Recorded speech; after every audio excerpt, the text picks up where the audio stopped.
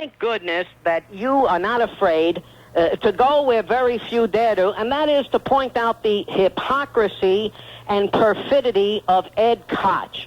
You know, I can't understand how people, after 12 years of this hypocrite, and hearing him a couple of years on the radio, cannot see through his hypocrisy. It seems the majority of people are either pathetically naive or just incredibly stupid. It doesn't surprise me that Ed Koch should be a hypocrite when it comes to a hater like Jesse Jackson. Isn't this the same Ed Koch who wanted to punish the great state of Arizona for legally not wanting to make Martin King a paid state holiday, but said nothing when they insulted every Italo-American in this country by dropping Columbus Day as a holiday? This is the same Ed Koch that wanted to punish the great state of Louisiana, which sought to legally elect David Duke their governor. Love him or hate him, loathe him, despise him, admire him, whatever one's feelings about Duke are. If that man was legally elected, what right did Ed Koch say that that state should be punished for that? This is the same Ed Koch that would have punished the state of Louisiana for legally electing that man governor, but went out and told not to turn over illegal aliens to Immigration and Naturalization Service.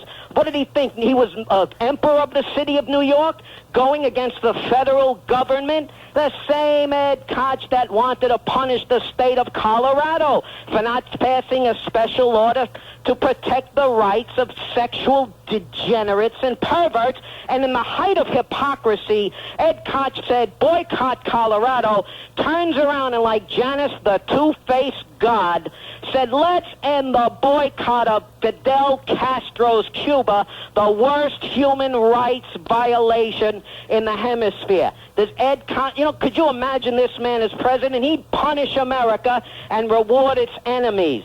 And Bob Grant, when I hear about Farrakhan and Muhammad and all of these haters up there, I ask you, where are the good black people?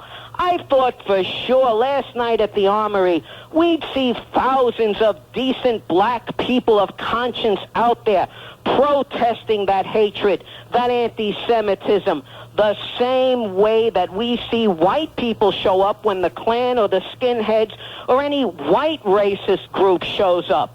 Should it surprise us that Jesse Jackson would denounce Farrakhan? Why should it?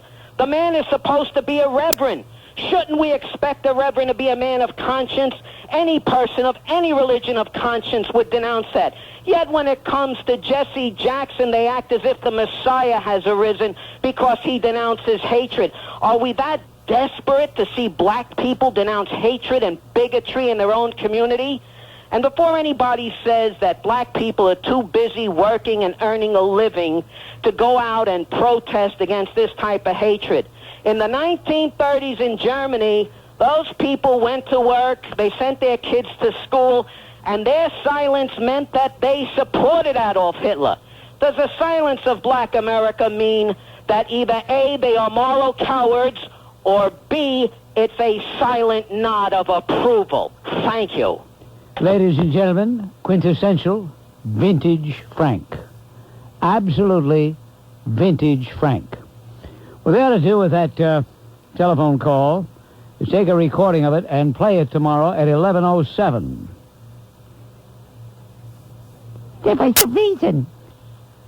My foot.